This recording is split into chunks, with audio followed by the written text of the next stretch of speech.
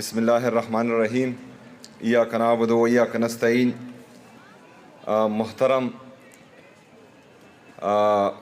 Cadet college کے students کے families, parents, خواتین و حضرات، cadet college girls cadet college Mardan کے پرنسپل، ان کے تمام سٹاف، ہمارے پارلیمنٹیرین عاطف بھائی، علی محمد بھائی، ارشد ایوب صاحب، شفیع جان صاحب، مردان سے ہمارے طارق بھائی، امیر فرزند بھائی، افتخار مشوانی صاحب، عبدالسلام افریدی صاحب، تمام دوستوں کو السلام علیکم ورحمۃ اللہ وبرکاتہ۔ علی محمد صاحب نے کہا کہ عمران خان صاحب نے مجھے کہا تھا کہ 11 میں آنا ہے۔ اچھا، وہ انہوں نے کہا نہیں تھا کہ نمبر 1 بننا ہے، نمبر 1 سے آپ دور ہی رہنا۔ ہماری جدوجہد جب سے میرا حلف ہوا ہے، مسلسل دن اور رات ہماری جدوجہد جاری ہے۔ اس صوبے کو، جس صوبے کے لیے ہم دن رات محنت کر رہے ہیں، اس کی ایجوکیشن کے لیے، اس کے ہیلتھ کے لیے، اس کے گڈ گورننس کے لیے، سروس ڈیلیوری کی بہتری کے لیے، یہ تمام چیزیں میرے قائد جناب عمران خان صاحب کے ویژن کے مطابق ہیں۔ چیلنجز زیادہ ہے، لیکن میری کوشش ہے کہ ہیلتھ اور ایجوکیشن پر ہم زیادہ سے زیادہ انویسٹ کریں۔ اور آج جو گرلز کیڈٹ کالج مردان میں نے اپنے صوبے کی بچیوں کو دیکھا، دوسرے صوبے سے آئے ہوئے اپنے بچیوں کو دیکھا، اوورسیز پاکستانی بھی یہاں پر جو ہیں اپنے بچیوں کو بھیج رہے ہیں اور یہاں تعلیم حاصل کر رہے ہیں، تو یہ ایک بہترین ماحول مجھے دیکھنے کو ملا۔ علی محمد صاحب نے کہا کہ یہاں شہداء کے نام سے ہم کیڈٹ کالج بنائیں گے، انشاءاللہ تعالیٰ ان کے نام سے بھی بنائیں گے، اور ہمارے 26 نومبر کے جو شہداء ہیں ان کے نام سے بھی بنائیں گے انشاءاللہ تعالیٰ۔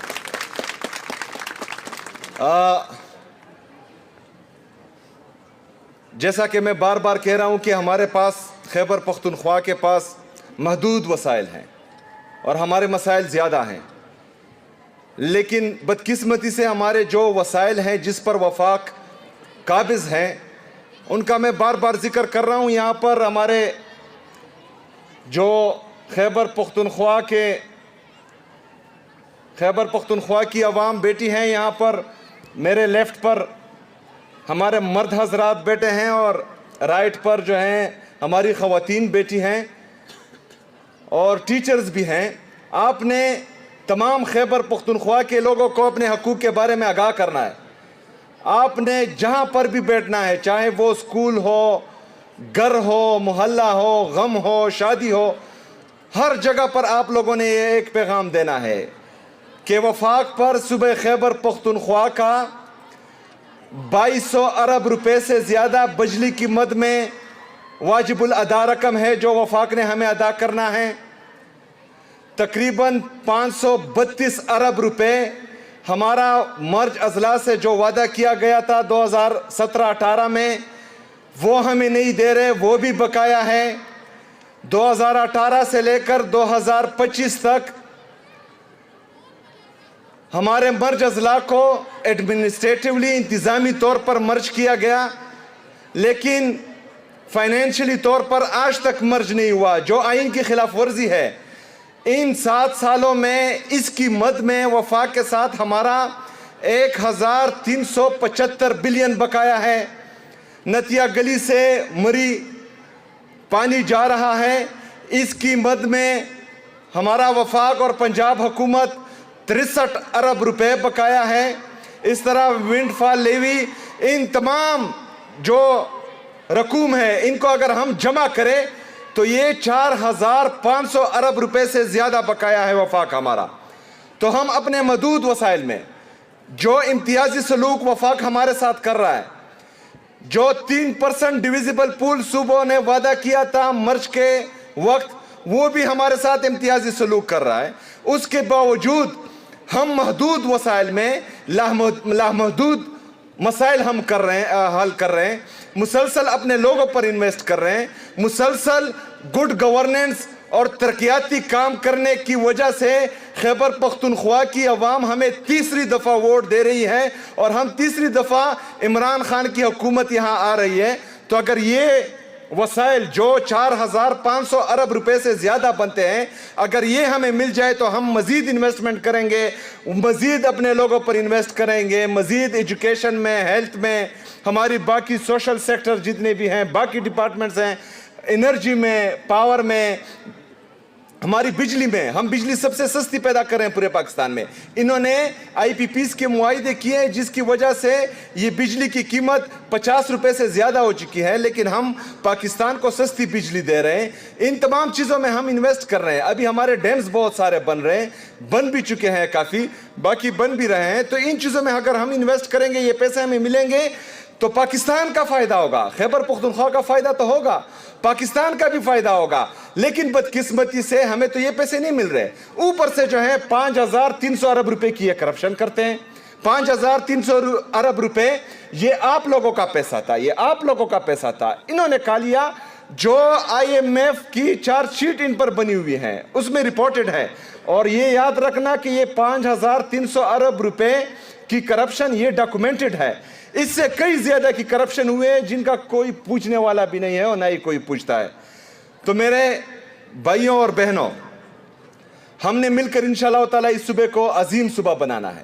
ہم نے مل کر اس صوبے کو بھی عظیم بنانا ہے اور پاکستان کو بھی انشاءاللہ تعالیٰ عظیم سے عظیم تر بنانا ہے۔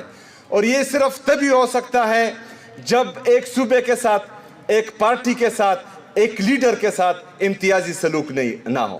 اگر پولیٹیکل سٹیبلٹی ہوگی ملک میں تو اکنامک سٹیبلٹی آئے گی، اگر اکنامک سٹیبلٹی آئے گی تو ہم ترقی یافتہ ممالک میں شامل ہوں گے۔ لیکن بدقسمتی سے دن بدن ہماری معیشت نیچے جا رہی ہے، ہمارا اکنامک گروتھ، ہمارا انڈسٹریل گروتھ، ہمارا ایگریکلچر گروتھ، یہ تمام نیچے جا رہا ہے۔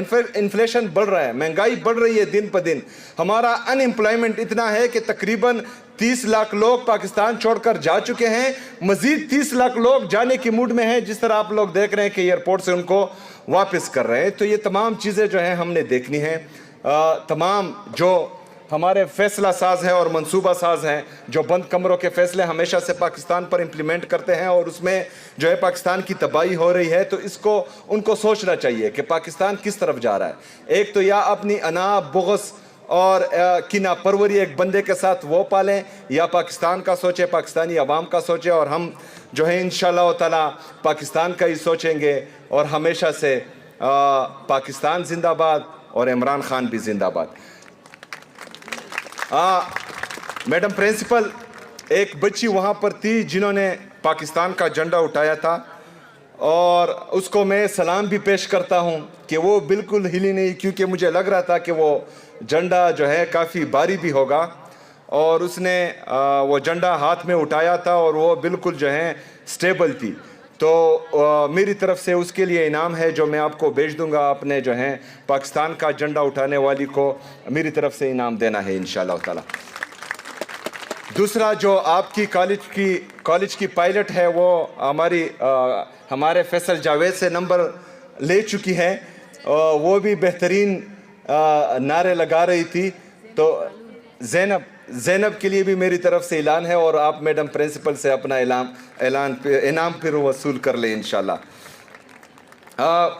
جو ہمارا بلڈنگ ہے، بدقسمتی سے جو 1.5 ارب روپے میں بن رہا تھا، لیکن وفاق کی طرف سے ہمیشہ ہمیں فنڈز کم ملتے ہیں، تو اس کی وجہ سے وہ 4 ارب روپے پر یہ ہم بنائیں گے۔ اور یہ صرف یہ ایک کالج یا اسکول نہیں، یہ وفاق کی عدم ادائیگی کی وجہ سے ہمارے بہت سے پروجیکٹ جو ہیں وہ تقریباً 75% اسکیلیشن میں چلے گئے ہیں۔ وہ کیونکہ ٹائم پر مکمل نہیں ہوتے، کیونکہ وہ ہمیں فنڈ نہیں دیتے، تو اس وجہ سے صوبے پر بھی اور پاکستان پر بھی مزید بوجھ بن رہا ہے۔ لیکن بہرحال کیونکہ عمران خان صاحب کا ویژن ہے، ہم نے ایجوکیشن اور ہیلتھ میں انویسٹ کرنا ہے، تو انشاءاللہ تعالی میں کوشش کروں گا کہ آپ کے کالج کا بلڈنگ جو ہے وہ بائی جون کمپلیٹ ہو چکا ہو انشاءاللہ تعالی۔ اس کے ساتھ میں علی محمد صاحب کی موجودگی میں गर्ल्स कैडेट कॉलेज खैबर का भी ऐलान करता हूँ अल्हम्दुलिल्लाह। इंशाअल्लाह ताला तमाम खैबर पख्तूनख्वा की आवाम से मैं मुखातिब हूँ कि सबसे पहले आपने घबराना नहीं है। इंशाअल्लाह ताला हमारी जद्दोजहद जो पॉलिटिकल है वो भी जारी रहेगी, उससे एक कदम भी हम पीछे नहीं हटेंगे इंशाअल्लाह ताला। और जो हमारी सूबे के हकूक़ की जद्दोजहद है, जो आपकी जद्दोजहद है, जो मेरे अवाम की जद्दोजहद है, वो भी जारी रहेगी। मैं दिन रात जो है अपना सूबा भी देख रहा हूँ, अपने सूबे की आवाम की तकालीफ भी देख रहा हूँ, और जो हमारा पॉलिटिकल स्ट्रगल है वो भी देख रहा हूँ। इंशाअल्लाह ताला आपने इत्मीनान रखना है कि सब कुछ बेहतर होगा, बल्कि बेहतर से भी बेहतरीन होगा इंशाअल्लाह ताला। बहुत शुक्रिया, बहुत मेहरबानी। व मा अलैना इल्लल बलाग।